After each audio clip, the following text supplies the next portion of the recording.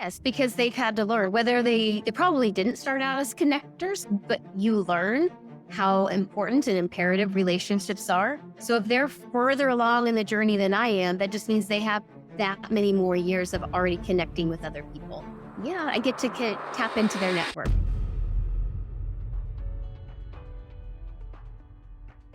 Welcome back to the Art of Connecting podcast. This is your host here, Hayden Fike, and I am here accompanied by Lacey Harnar.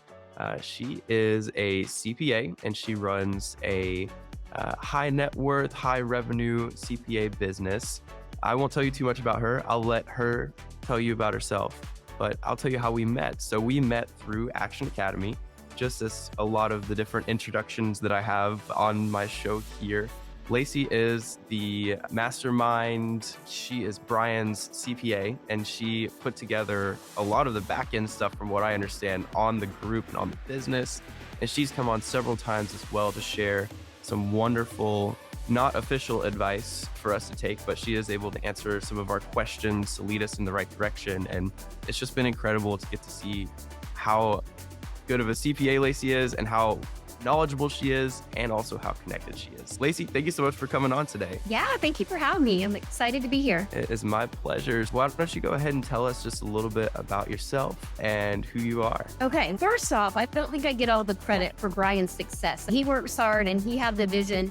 And yes, I got to be with him in that journey and it's been super fun, but I don't think I'm deserving of any credit for what Action Academy is. So just let that be known. But a little bit about me.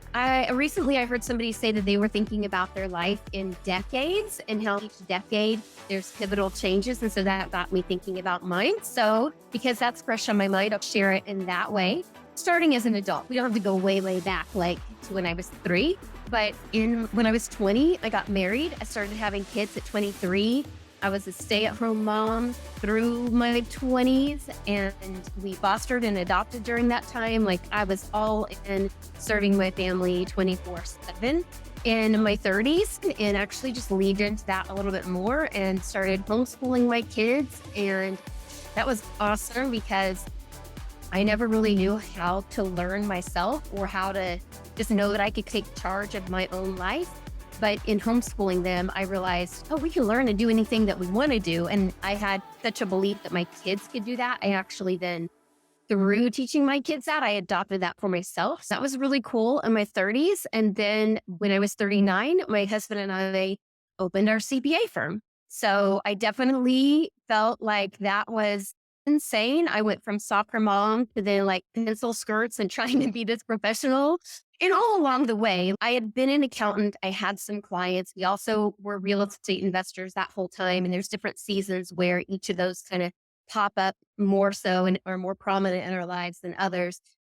But really, my 20s and 30s were defined by being a stay-at-home mom, homeschool mom, and now CPA firm owner and a business owner and entrepreneur. And it's fun, but a very different way of life than just a few years ago. Yeah. So how long have you guys been running your firm again? 5 years. We just celebrated 5 years last month. Congratulations. That's awesome. And like a ride. I know your podcast is all about connections, and that was a skill set that as I think back, I in other seasons of life, I would go to moms groups and we would encourage each other there. When I homeschooled, we were part of a co-op. And so there was definitely support there. But building connections for my business it felt like a completely new skill set I needed to learn. So I was homeschooled as a kid, and all the way everything except for first and second grade. So we went to co-ops, very similar to you. My mom was in MOPS. I don't know if you ever Yes, did any of I your was MOPS actually things. and then just said mom groups, but yes, I was a part of mom. Yeah, it's so funny how small the world gets. And it seems like the people are starting to head in that direction of wanting to homeschool their kids and learn more about that. I want to have Kalina Mujastegi on here as well, and she world schools her kids, and she wrote the book on it. But I think homeschooling is one of the best ways to get started in connecting to people. Like, some of the coolest people that I know, they were homeschooled. The parents homeschooled their kids because there's a certain type of person that does that. It's somebody who wants a little bit better for their children, somebody who wants to go above and beyond. And so I met a lot of really cool entrepreneurs, a lot of very just cool people and cool parents when I was homeschooling. So kudos to you for doing that. Yeah, it's a unique bunch of people, and I think they and we just didn't fit the mold, and neither do entrepreneurs. Entrepreneurs do not fit the mold, but I don't think I really thought or functioned like an entrepreneur until just digging into homeschooling and learning how to be uncomfortable with not following the mold of the rest of society. And it was really good for us in so many ways. I didn't even know that's what I was signing up for when I started homeschooling my kids. So when you went to go start your CPA firm, what was the thought process behind that? What led to that decision of we're going to start this business? There were a few things. So a few years earlier, I actually I didn't have my CPA license until I was 39. As soon as I got that in the mail, I like opened up a shop. But I had been an accountant. I had clients all along the way, but not really as a business owner. It wasn't my main pursuit by any means. And probably when I was 37, I read a book called Cultivate What Matters. And it just planted a seed that I can, I get to control my life and I get to choose what my next steps are. And also, all of those years where I was a stay at home mom, my husband worked and provided for us, but not anything he was passionate about. He actually hated it, or at least hated being enslaved to it. So when I read that book, it just got me thinking about what could be, what could we create? And it was so scary to start down that pursuit. But once you do one little thing and you can show yourself like, hey, I'm capable of this. I can learn something new. I can take action and see the result. Then it's just a ripple effect. And so somehow, and I do know how, but somehow, some way, I got the courage to just say, I'm going all in and I'll figure it out as I go. Yeah, that's incredible. I'm in that stage right now. Like I'm building the parachute as I'm falling out of the sky. Yes. That's what I Yes. am doing Yeah. right now. To me, it sounds like there was a book that you read and that's inspired the change. You're like, all Yeah. right, you'd maybe been thinking it, but you read that book and you're like, I need to do this thing. Yeah. I don't know if I had even been thinking it, and I wasn't a reader. I think I was following somebody on social media who I actually watched their progression over a 5-year span. I didn't know early on as I first started watching them, I didn't know what they were up to. And then by year 3, year 4, year 5, I was like, oh, they've been building something this whole time. And she was hanging out in the same circles as Laura Casey, the author of this book. And it wasn't like I was pursuing it in any way, nor I never envisioned this for myself. But one little book planted the seed, and then it's just taken off since then. Here we are now. So let's go Mm. back to 5 years ago. You just started your CPA firm and you just got your CPA license. You've been doing accounting. So what did that look like in your first few weeks you're opening up? You're opening up shop. What are your first steps to go and acquire clients? Gosh, thinking back, like I did not know about networking. I didn't know there were referring groups. That was all brand new to me.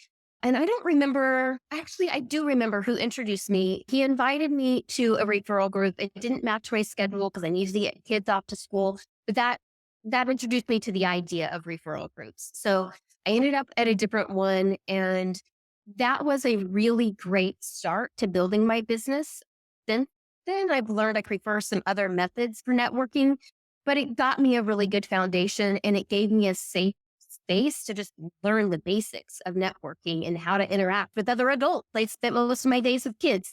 So it just gave me a really safe place to be able to practice that. And man, I would sit there, I'd be getting ready and I'd be like rehearsing my elevator pitch. I didn't even know people had elevator pitches before this. And so it took a lot of effort and willingness to learn and just get out of my comfort zone. But I got a little bit better each time I showed up and started interacting with people more and more. And I still have a lot of friends and clients from those early days of going to the referral groups. So it's like a BNI kind of thing is what you're talking Yes. about? Yeah. All right, So I awesome. learned about peers gain there, and Yeah. I learned a lot of just the etiquette of interacting with other people in business. So that's where I got my start with networking.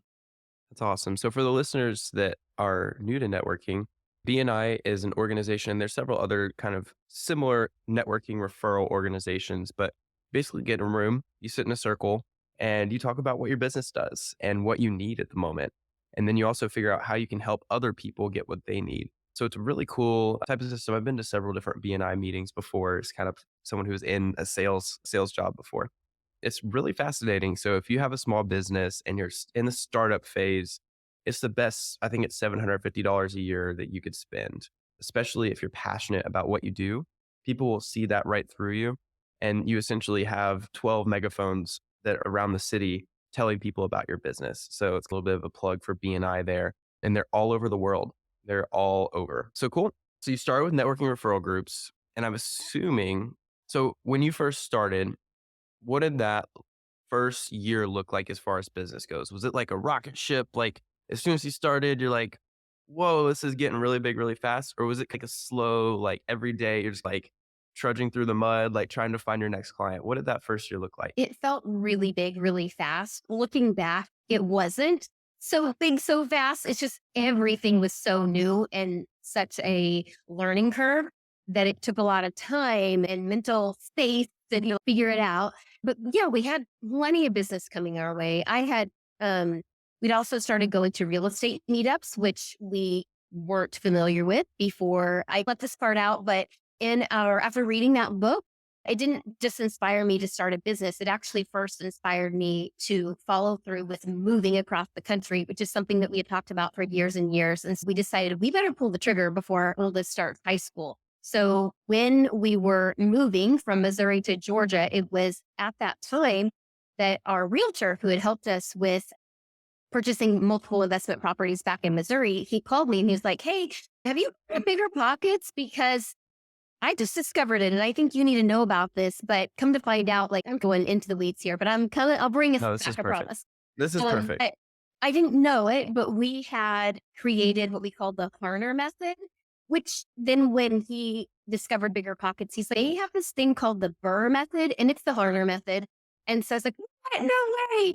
So I got on Bigger Pockets, and this is literally as we're loading the moving trucks is when I learned about Bigger Pockets. But we were already in that vein of new things, adventure. Let's go out there and just take on the world. So we get to Georgia and I look up Bigger Pockets and see that there's meetups, one about 10 minutes from us, another one in Atlanta. Started going to all those meetups. At the same time, I was going to BNI and just so much collaboration. It was insane that within 6 months, my husband decided to quit his job, which he never anticipated that 6 months in we would take that leap. But the connections were incredible. So before we got on the podcast, I'm going to give Lacey's secret away here. She was like, I've only been networking for 5 years, just so you know. And I was like, that's perfect. Like the example that you just gave, and that's kind of wanted to dig into that first year. When you're first starting a business, at least I know when I started mine, you feel like no one's going to want what you have. That's your biggest fear is like, what if I start this thing and no one wants it? But what you did is you went in and you networked, and I would imagine it probably wasn't even on purpose. Maybe you didn't go into those with like, I want to go and get 5 new clients today. You're just like, I'm curious about real estate. Let me go in there and talk to people and Yeah. figure out what they do because I'm new to this. And, just takes that one step of going and getting into the room. And then you go and you find out like, whoa, all these people can use what I do, or they can help refer business to me. Like it becomes a secondary thing. And within 6 months, your husband quit his job. Like how incredible is that? Did you ever imagine that would be your reality? Not at all. There was no expectation. That's not at all what we were striving for. I think we maybe would have had a 5-year plan to have him be able to quit his job, but not 6 months. So in that sense, it took off. Yeah. And that's the power of connecting, right? So that's what being a real person. And like so whenever you went into these rooms, were you trying to sell CPA services? Like what mindset were you walking into the real estate meetups with? No, I was not trying to sell CPA services. I was way too terrified to even put myself out there as being a CPA. We were there because of our interest in real estate and just wanting to network regarding real estate. And then it was a byproduct that once people heard that I was a CPA and an investor, it just was an obvious fit that we needed to work together. That's actually what I loved about going to the meetup. And still, I think there's a space for referral groups, and it helped feed my family for the first couple of years. And I really appreciate it. But I think that what is a better fit for me is going to these meetups that really have nothing to do. I'm not going there seeking business. I'm really just going there to build relationships for other purposes. And then inevitably, the byproduct is that people know and trust me. And then I end up gaining business from it. But I'm not there selling myself at all. I usually don't even mention it unless it happens to come up in conversation. But you get to know people, Yeah. and things grow and opportunities arise from them. Yeah. I spoke at a meetup in Knoxville 2 nights ago. Shout out to Grid and Justin over there at Grid and Corey. But when I was there, I didn't say it because I forgot. We went really quick because we were over time. But I wrote in my notebook, like my number one tip is do not sell. That is my number one tip that I was gonna say because I was up there to talk about networking and how to be a connector. And my what I wrote down in the notebook was do not sell because people can smell it from a mile away. And do you go to the car dealership to hang out with car salesmen? Mhm. No. Like I do because my meetup is at a car dealership, but like Mhm. I'm probably one of the only people in the world that just goes to a car dealership just to hang out with the salespeople because you know what their intention is, right? It's to sell. And that's Yeah. good for them because I mean they do their job well. And I used to be a car salesman, but there wasn't anybody pulling up on that dealership lot to come and hang out with me. No. Well, it's about buying a car if you're going to pull into a dealership because they're going to be pursuing you, selling you a Right. car. And it's not a welcome feeling for most people. So why would you go into a real estate meetup wanting to sell? Because people can feel it, people can sense it, and that's how you don't sell. If you go in with the intention of selling, I would bet you're not going to sell because you just have to be genuine with people. Yeah, 100% agree. And actually, that's where I've evolved a little bit in my networking, or I don't know, networking, I feel like has a negative connotation because it means show up to a place and annoy people with trying to sell them your product or your service. But I think the word connecting is a really great fit for what we're talking about. And so as I started thinking about, hey, my time is very limited and precious. Where do I want to spend it? What do I want to be doing?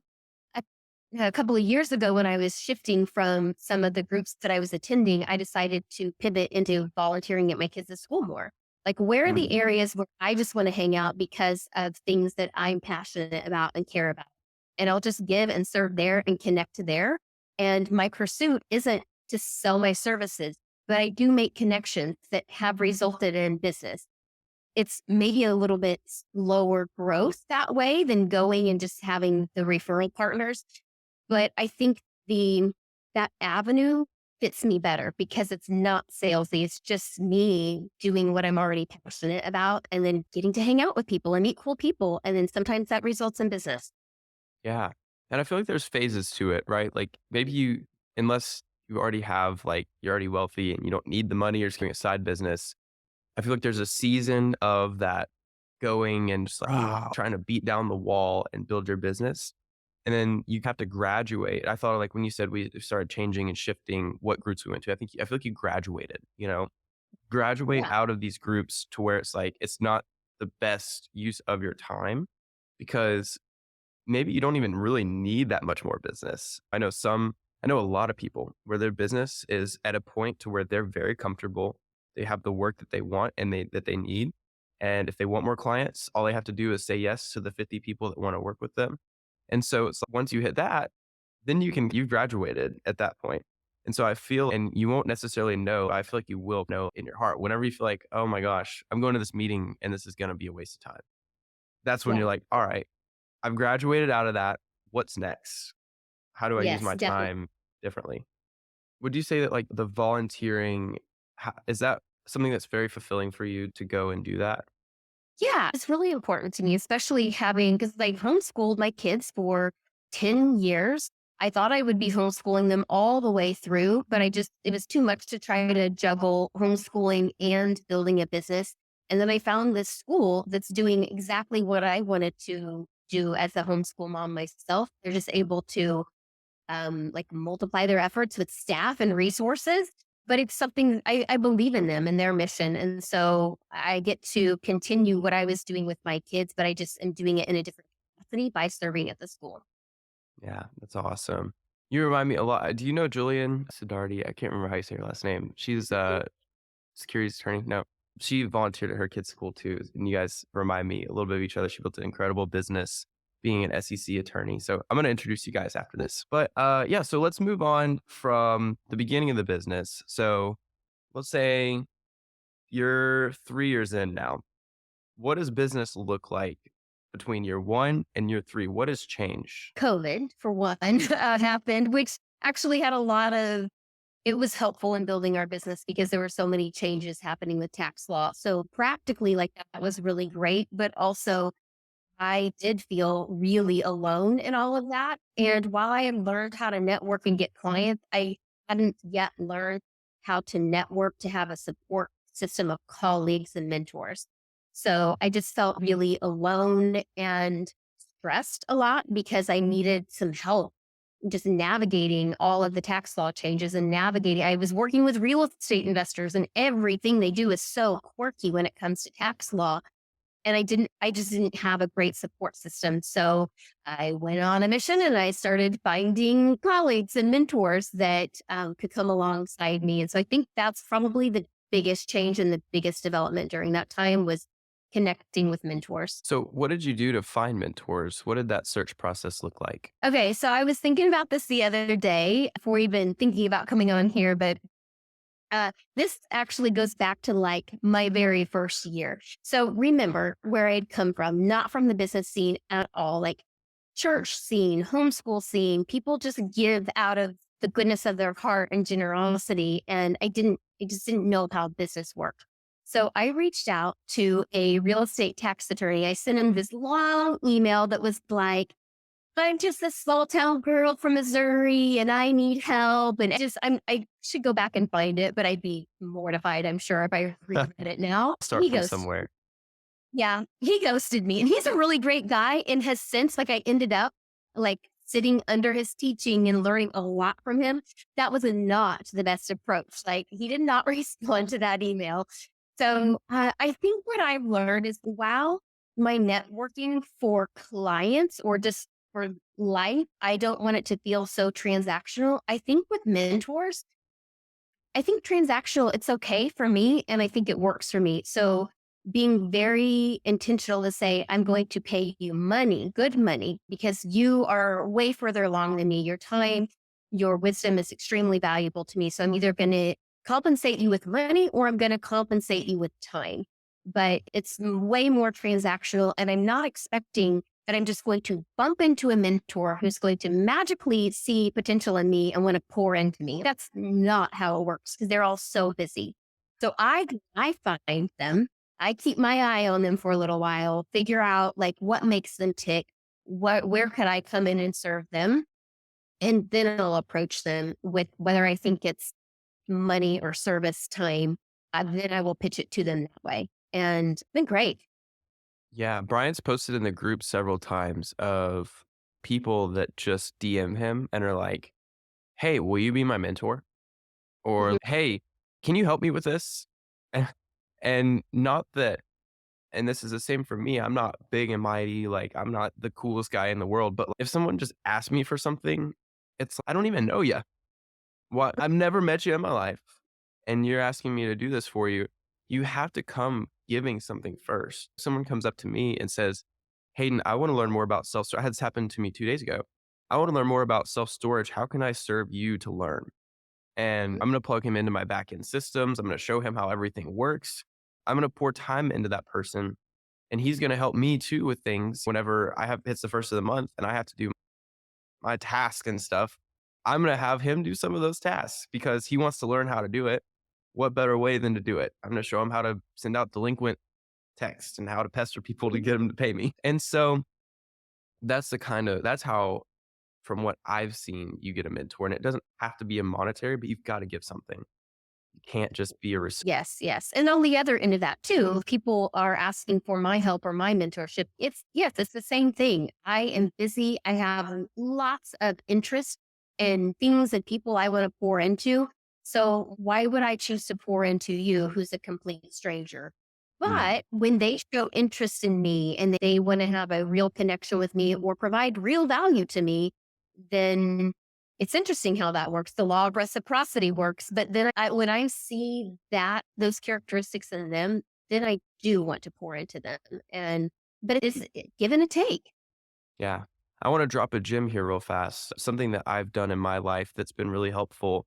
You see all these people on social media and they've got the big following, and you're like, oh man, I could never talk to that person. This is a way to get in that person's inbox and get their attention, especially if they've written a book. Buy their book, post on your story about you reading their book and tag them in it every day. Just post a page of that book and like what you've gotten out of it on your story and tag them. I guarantee you that they will either them or their assistant will reach out to you and they'll repost on their story. Happened the other day with the book I'm reading, Blue Fishing. I posted a picture of Steve's book on Instagram and I tagged him and he put it on his story with 70,000 followers. So that's the kind of stuff you can do. And maybe if they haven't written a book, look at their website, read their bio, learn about these people, listen to a podcast that they were on. And then you have actual firepower to go and talk to these people and say, hey, I listened to your podcast on Bigger Pockets and I wanted to reach out because this is what's going on with me. And I just had a quick question about this. Would you give me 10 minutes of your time? It never fails. It hasn't failed yet, at least for me. It doesn't, because people want to know that they're making a difference. And if you're able to show up and start the conversation with, I've heard this from you, or I read this and it made a difference and I took action, that's just feeding into what they care about, what their whole mission is. And so why would they want to then have more conversations with you and help you? That's exactly why they wrote the book in the first place. So yeah, and you said it when you said, I read their book and I took action. That's it. And let them know that. Let them know that you're taking action based on what you learned from them. Yeah. And that's, in my opinion, one of the best ways to get a mentor. Like, show interest in them. It's like dating, but not as weird. Like, just show interest in them. It's not creepy if you read somebody's website about their business and want to learn about it and share that with them. When people say that they listen to my podcast, it literally gives me so much joy to hear, hey, I got this nugget out of your podcast and I did something. I'm like, yes, let's go. Like, how can I support you? What do you need? What do you want? I'll give you everything because you actually care. Yeah, I agree. Awesome. So you acquired some mentors. What did that mentorship look like? What did that change for you? It definitely was a boost to my confidence because there was somebody who had already paved the way for themselves. They had already learned a lot of the hard lessons and they were right there to help me. And I could actually spend time with them. There's a lot of different online groups and people forums where you can throw out a question and get a quick answer. And that's great. It's helpful. But what was more helpful with having just a mentor is that I could have their time for an hour. I could expound on a situation and get their feedback. And most likely they've experienced something similar, or they have their own network and they'd be like, oh, I haven't experienced that, but I know someone who has. Let me introduce you. And Yeah. they can speak into that. And so it opened up even more connections than what I would have anticipated. So they are your connectors. That's what I do for a living. And people, you don't think about that when you go and meet a new person. I think about it because I'm a weirdo, but who are these people connected to that could help me? If I'm dealing with a problem, maybe they can't, but you have to sometimes ask for that connection. Do you know anyone who does this? And in your head, you already know that they know someone that does. And it's like if someone asked me, do you know a good CPA? I've got like a $10 million portfolio. I'd be like, oh, yeah, I got a gal. And I'll connect them to Lacey. And that's what getting with those mentors does for you, I feel, is a lot of mentors are connectors. Yes, because they've had to learn whether they probably didn't start out as connectors, but you learn how important and imperative relationships are. So if they're further along in the journey than I am, that just means they have that many more years of already connecting with other people. Yeah, I get to tap into their network. Maybe you started and then I feel like over time, I know for me especially, like you realize just how important those connections are. Like for me, it's everything, maybe not for other people, but that's why I started this whole thing because I was like, whoa, I have a problem and I can call someone and then they can call another person and my problem is fixed in a day. That's really cool. Yeah, it is really cool. And I think I hadn't spent much time thinking about connections and relationships until a few minutes before hopping on here and knowing what we are going to be talking about.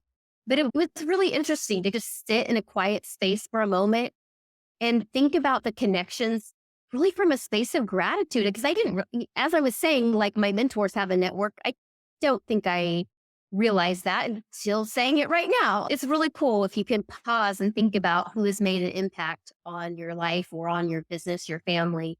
And we are, we're all here to support one another. So when you can line up with that and get in that vein, life is just going to be a lot better for you. Absolutely. So you've gone from year one, 6 months in, your husband quits his job because you're going to these real estate meetups. It's going well. You're connecting, you're meeting people. People are genuinely interested in you and they hear your CPA and you're like, oh, I've got CPA problems. And I hear it all the time in real estate. And then Mhm. 3 years in, everything changes. COVID happens. The world's changing it feels like you're not moving at all, but also the world's changing at 90,000 miles an hour. It was such a like vortex time. So let's talk about like where you're at now. What does the business look like now? Who's your ideal client? So again, anytime you're starting something new, you just jump in and then you figure out what works and what doesn't. And while I got my start with primarily working with real estate investors, at one point they were 95% of my business. And I was passionate about serving them, but also had an opportunity to dabble in some other areas and realized that it was the other areas that I was even more passionate about. So I've pivoted again and I primarily work with business owners, either service providers, those with like medical practices, dentists, getting it more and more into e-commerce, those sort of businesses. The reason why that lines up really well with me is because their path is just a little bit different than real estate investors, but I think a lot of their path, I don't know if this is true, but I love helping come alongside them and give them the information and the confidence that they need to grow their business. And it just functions a little differently than how a real estate investor grows their portfolio. So talking about connections though, because I had in year 2 and 3 and 4 really worked to network with other CPAs and colleagues, I have several CPAs and enrolled agents, just another designation where they focus on tax, but they focus primarily on real estate investor tax. And so I'm now able to have great resources to be able to send investors to them. That frees me up to then focus on it's more CFO work that I'm doing now, where I'm actually like working with business owners. We're setting targets. We're saying, where do you want to be in 3 years? Where do you want to be in 5 years? And help them use their numbers to make sure that they're on track to reach their targets. And tax is there, but not nearly as much as it was before. So do you outsource the tax work within your organization? Or are you still like doing some of that yourself? Are you mainly focusing on strategy? I wouldn't say I outsource it, but I have a team of employees. And so there are some that focus more on the accounting. There are some that focus more on the tax. I'm still heavily involved in it because as a 5-year-old business, we don't have every little thing in place where I'm just off sipping drinks at the beach or something. Like I'm still working and building my business, but I have figured out what parts of my business make me come alive. What do I enjoy spending my time doing during the days? And spending all of my days deep into tax law wasn't actually that fulfilling to me. So I still enjoy it in moderation. So, Right. my team more and more is stepping up and taking over the tax side of things. It makes perfect sense. Like, you need to lean into what you're good at. And that goes for connecting, it goes for anything. Lean into what you're good at. If you go and you find something, and Caitlin's always like, what makes you feel icky? That's funny because they use that word in Action Academy now. It's like, what makes you feel icky? And if something makes you feel icky, then don't do it. Life is too short to sit here and do things that make us feel bad or make us not enjoy what we're doing. There's so many other things you can be doing and so many opportunities out there. So many people you can hire that love doing what you don't love to do. So I love that point of you figured out which lane you wanted to be in and you're trying to stick to it. Yes. And side note, I have been thinking and saying the word icky lately, but I don't think I connected where that came from. So I'm sure And I blame it on was. Caitlin. I know. Know where that came from. That's awesome. So your ideal client is someone who's maybe a doctor or e-commerce, like a business where you can feasibly look at numbers and act as a CFO. And tell me if I'm paraphrasing this right. You're acting as a CFO and being able to tell people like, hey, maybe you try to tweak this, and you're really trying to help them maximize their income more than anything. Is that correct? Yeah. And I don't know if you want to deep dive on the accounting side of things, but we call them drivers. And so there are drivers that drive your business, and they're really the same for all businesses.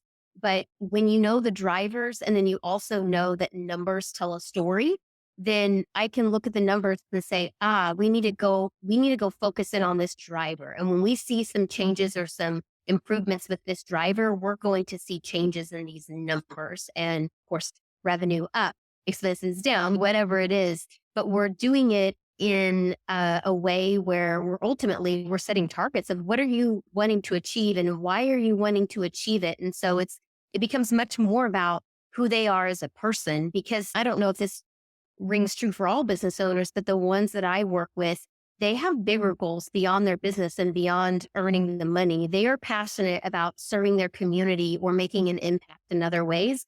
And their business is really just the resource or the tool that's going to give them the resources that they need to serve in those other capacities. So it is so fulfilling because yes, I'm helping build businesses, but I'm actually helping them serve other people. That's amazing. And then also, I assume you're also connecting them to people in the community like where you serve. And you're able to operate in that sense too, is their situation as far as like finances go. And if they come to you and say, hey, I want to make a donation, then you can help guide them and connect them to different people through that too. So I love that aspect of being able to help others through having that access. Of course. And not, it's a small percentage of clients that are here local to me. We work with people all over the US, but that's cool too. So some of the ones that are more local, yes, they know each other and I can hook them up and help introduce them to one another.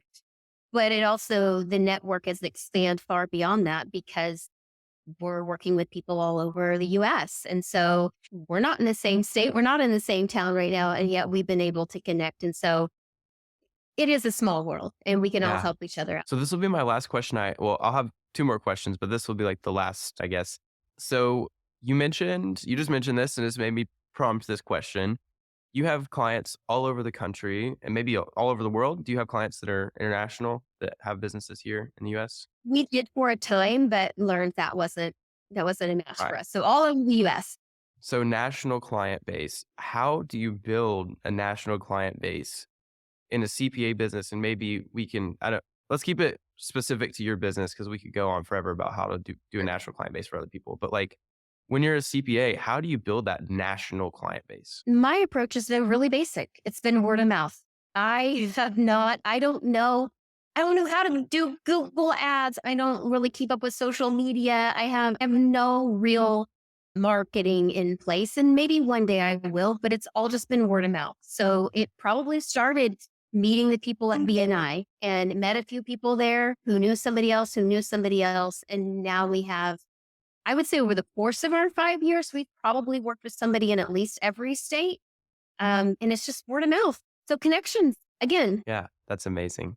So the last question I'll ask here, is there a connection to either a person or a group of people that you can think of that just changed your whole landscape on everything? It changed your mindset, changed everything for you. So I listened to a couple of your episodes this morning to get an idea of the things that you ask people. And I've heard that question and hadn't thought about this before, I guess not in this way. So it was a really good thought experiment for me to just pause and give credit to people who have helped me along the way. And there's been so many and all the different stages, even before starting our business. But the one or two that kind of stand out is we had just moved to town and I had just learned about real estate meetups. And we went to an event, had nothing to do with real estate. It was just like a local community event.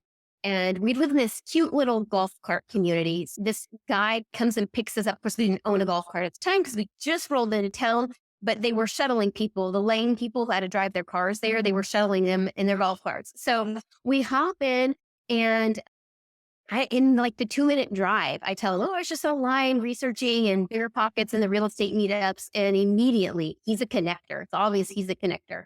And he introduced us or told us about one of the meetups.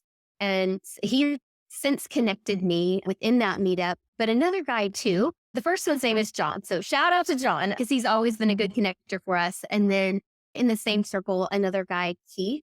So we went to another meetup, small meetup, maybe less than 10 people in the room, but he came right over to us afterwards, introduced himself, invited us to the same meetup that John invited us to. So we're like, okay, this is the one. We need to be at that.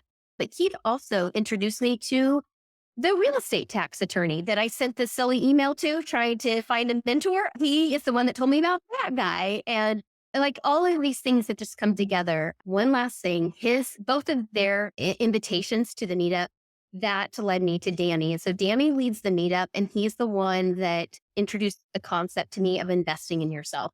And I think that understanding is what really allowed me, because at that time I wasn't planning on starting a business. I was in dreaming mode, but that just really opened my eyes to what it looks like when you invest in yourself and what it looks like to collaborate with other people and partner with other people. And all of those people in one way or another are still a big influence in my life. But 5 years ago, they definitely changed our path significantly. That's incredible. I love that you went and prepared for this. That's just such an incredible story to think about. Yeah, and I feel like this is a good exercise for anybody to do, to sit for a few minutes and just think about what connections help me get to where I am, wherever you are. And when you really think about that, and maybe it's time to call that person. Maybe it's a good time to go and say, hey, it's been a year since we connected. I just wanted to say thank you for when you connected me to that person. And then you never know where the phone call is going to go from there. Because then they might be, oh, I started this new business. You want to partner on it? Oh, I forgot about that, that you exist. So it's such a good exercise to sit and think, who has impacted me through connections? So I love that you thought that through. Thank you. This is going to wrap up the episode here, guys. One thing I do ask, if you're listening to the podcast and you got value out of Lacey's amazing story, I enjoy making this episode. Go and on Spotify, you can go up to the top and there's a little 5-star that you can leave up there. And if you're on Apple, you can scroll to the bottom and leave a review if you're so inclined. And then also, if you're in the Chattanooga or the Southeast region, I have started Southeast Best Real Estate Meetup, and it's exactly what it sounds like. We have about 200 people coming this month, and it is a real estate meetup to come and get educated, to learn about how to get into the industry, to meet some incredible people. And there is no sales whatsoever. That's the best part. I took my own advice and never sell. So our sponsors make that happen, but it's not a sell-a-thon. And if you're Nashville, Huntsville, Knoxville, Atlanta, you got people from all those places that come out. So would love to have you. Thank you so much for coming on, Lacey, and we'll catch you soon.